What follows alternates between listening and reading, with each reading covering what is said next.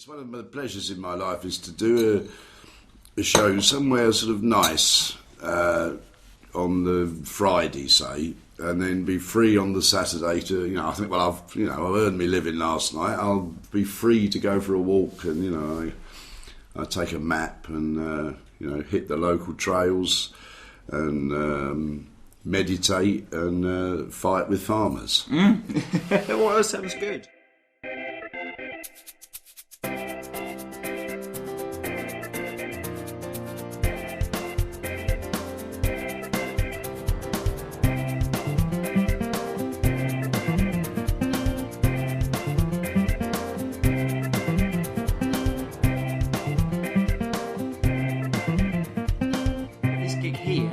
This is sort of an evening with Arthur Smith. It's slightly different, is it? You've got to change your tact a bit. Well, I should be a bit more literary because it's a literary festival, which is fine by me. I might recite a few poems and do some more literary bits from my memoir. In fact, in my experience, I think most comedians will find out that the audience at a literary festival is quite an easy one in a way, because mostly they're used to dealing with writers who don't get out of the house much and are not natural entertainers, So you've only got to be someone who's a bit used to entertaining, and you shine brightly next to the sort of introverted book chap who's reading long passages from his book, which, and often just reading out long bits from books, however good the book, can be hard going. Although Dickens did all right. But whereas when you're at Edinburgh, you've got people just screaming for attention. It's a bit. Yes. No. Well, Edinburgh's a different kettle of fish. So, there is a literary festival at Edinburgh. But, that's just a tiny part of the entire kind of orgasm of it all. I was wondering what you thought, because obviously you're a big fan of Edinburgh. You go a lot. Is it becoming too middle class for you, in that it's such an expensive thing to do? Well, there's no doubt that Edinburgh's got more expensive, I think. I mean, it's always been...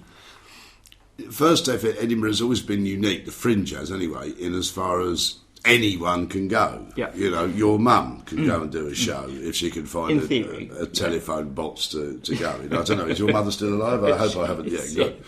Yeah, I'm not saying your mum's show be that good. I don't know nothing of her material, but...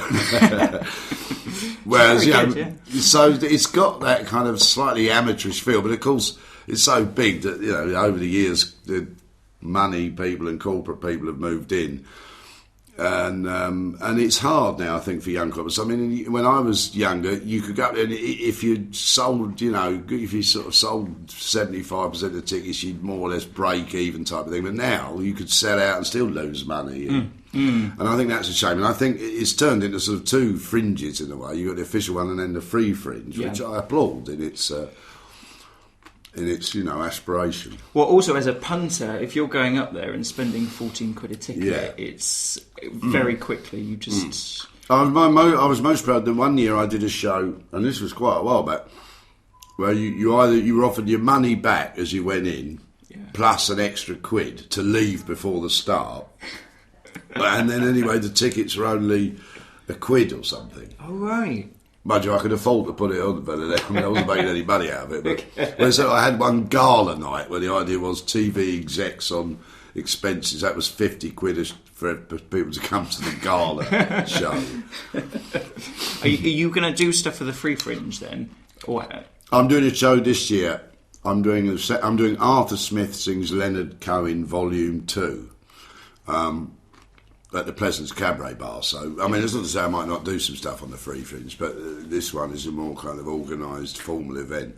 Which kind of varies because you did the Pissed Up Chat show last time. Yeah, I did. That was 2 years ago. Or... Yeah, I like to move things about. I mean, I thought I should do a sort of more intense indoor show this time. I mean, the Pissed Up Chat show was an interesting experiment that some nights worked very well and others... Jesus Christ. Well, because of course you're sober during all of them. Yeah. So you're kind of the adult in all this, I don't know. Yeah, the grown up, yeah.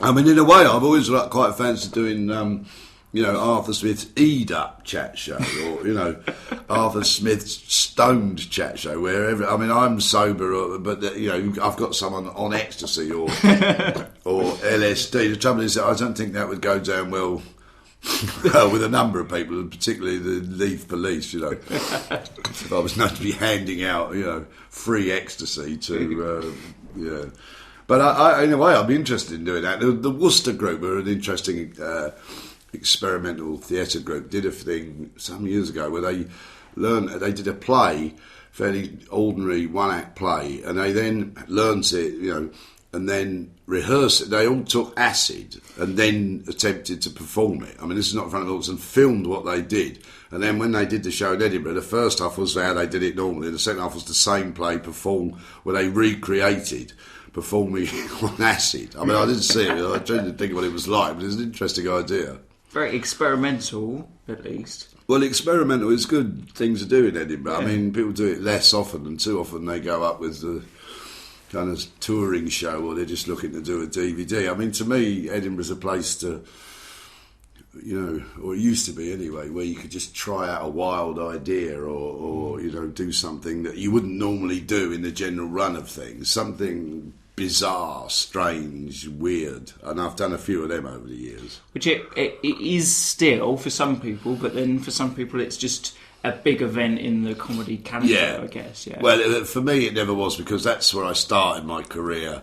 And that's where, one way or another, all the most interesting things I've done sort of started at Edinburgh. For me, it is a place where you can grow something interesting or try something weird and then never do it again. A bit like the case of the Pissed Up chat show, which was an interesting idea, and I'm glad I did it. But it was a bit of a palaver. I don't know whether to do it again. I couldn't afford all the drinks bill anyway. And, the damages and the police and the solicitors, And it's, creatively, it keeps you going, I guess. Yes, I hope so, as much as I can, it's a chance to do something different, and therefore that's going to reconstitute you in a way. If you just go out there and do the same as you're doing the rest of the year, I think that's, it's not interesting.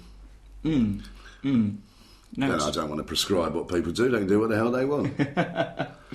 But with you, you've always got lots of things on the go as well. Weren't you saying you've got a lot of projects that are maybe unfinished, and you've got unfinished business there, maybe? Yeah, Well, I have plays that I never... I think most people have ideas at the back of a cupboard that they never did, or for some reason, or sometimes you have to wait for their time. Funny enough, the Pissed Up chat show was an idea I had about 15 years ago, but although in those days, that was in my drinking days, I was going to be pissed too. That was the idea.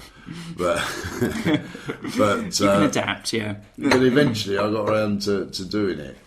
But yes, I like to try and experiment. I think you've got to challenge yourself a bit sometimes, because the sort of the hard, straight stand-up world is one, and then there's the dressing up as a fairy and standing on your head, which I may be doing next year.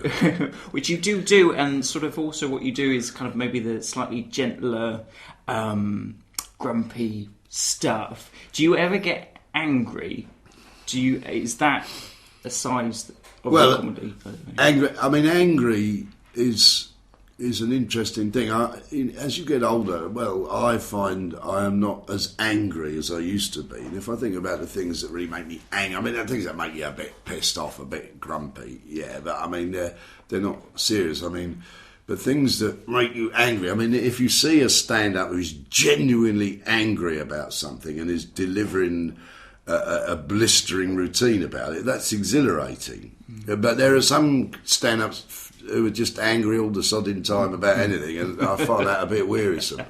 And to be honest, that is a style of stand-up. It's have you seen the way they're doing it here? They've come over, like the whole bloody show is like shouting at you. Frankly, I can do without that, Totally, yeah. It's a bit too enthusiastic. I know, just as I'm not as angry as I used to be, perhaps, about things, I'm also less enthusiastic. Enthusiasm wanes as you grow older, I notice, and you notice all the enthusiasm going on, and it's a bit of a pain in the ass. I find more and more I like Dr. And as regards going out, you don't go out quite as much. I like Dr. Johnson said, described a play once as worth seeing but not worth going to see. Right. And I find more and more, that the world's a bit like that. That's worth seeing, but I'm not going to go. But I should do. But were you angrier then? You were. Well, I think anger is.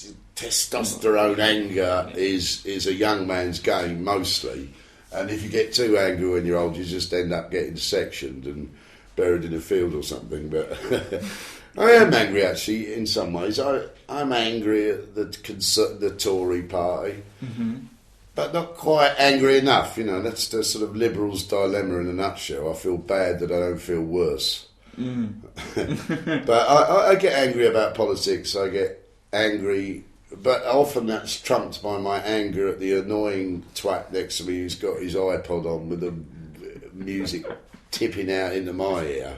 So that's equal, is it? Unfortunately, it surpasses my political anger at the unfairness of the world. It's surpassed by my fury at the fucking twat who's making a noise on the quiet compartment of the train. Or the bloke who's on his phone to his business associates. I've got a friend actually who has this machine, which I think it's illegal, you can buy it off the internet, that if people start making phone calls, he switches it on and it jams all the signals. So they all sort of go, hey, what? And he's sitting there, look, he's got it under his thing, How did you react to Thatcher? She came to power just around the time I was starting my career in stand-up. I mean, stand-up comedy was revolutionised by Thatcher, in a sense, in as far as she came to power in 1979, the same year the Comedy Store opened, which was an arena for a kind of new style of politics. The comedians prior then, one had them marked down as kind of, they weren't very artistically interested, and they did a lot of old gags.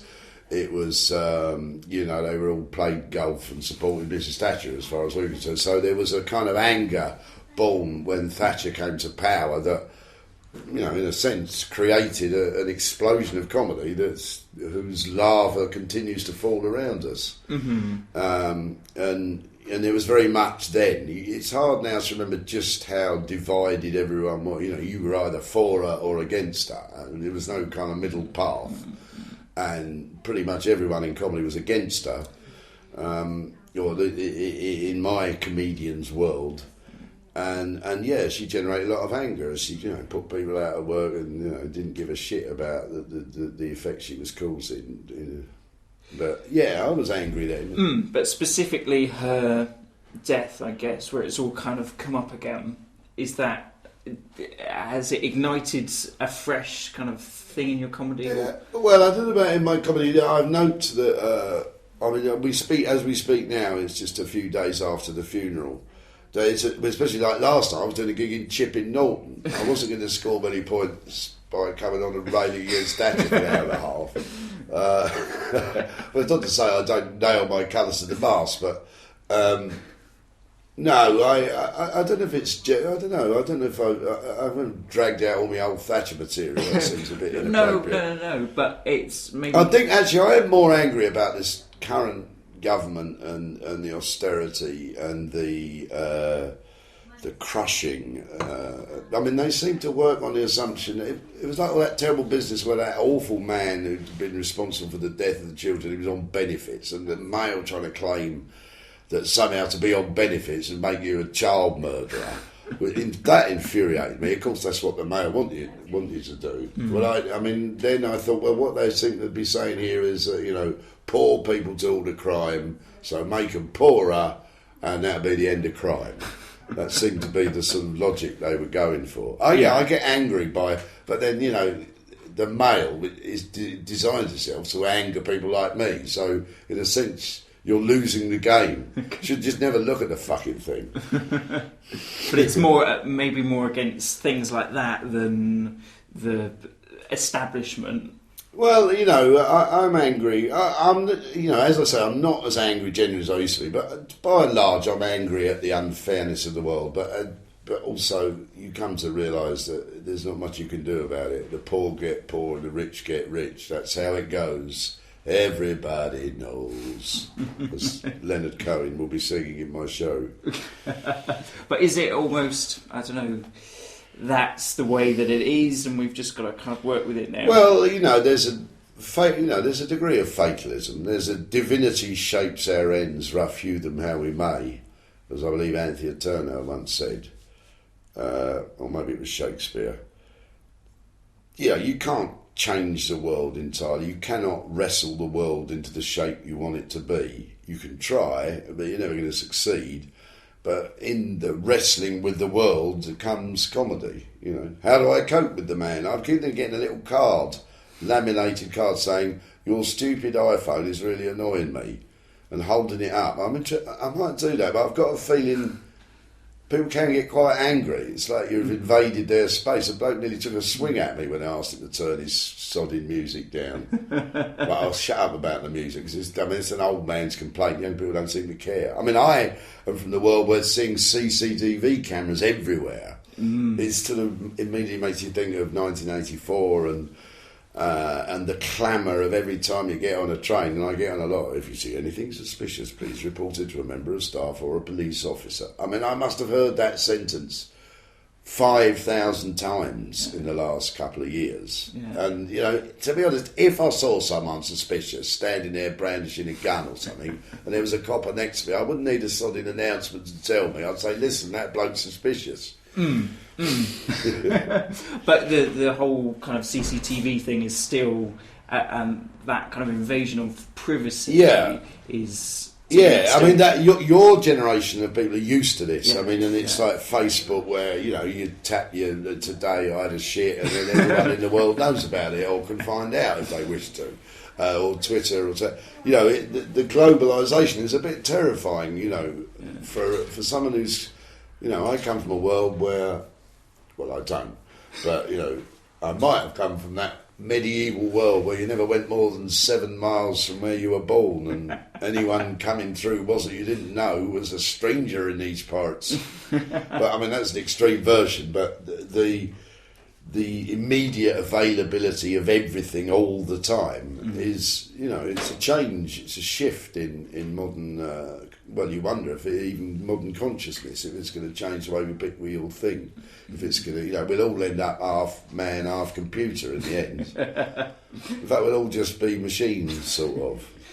Kind of. Although, it's an alternative way of expressing, I guess, because you're with the Twitter thing now. Yeah. Kind of. Yeah, I tweet. I don't do Facebook because my line is that's an excuse for all the people I've been trying to avoid for 20 years to get in touch with me. But I do tweet. That seems like an ideal medium for a comedian. Partly because if I think you're never entirely off duty if you're a comedian or a writer, in as far as something occurs or someone says something, or in years gone by I'd have made a note in a notebook, and then more than likely not lost the notebook, or come to read it and find that it says purple egg and think, what the fuck does that mean?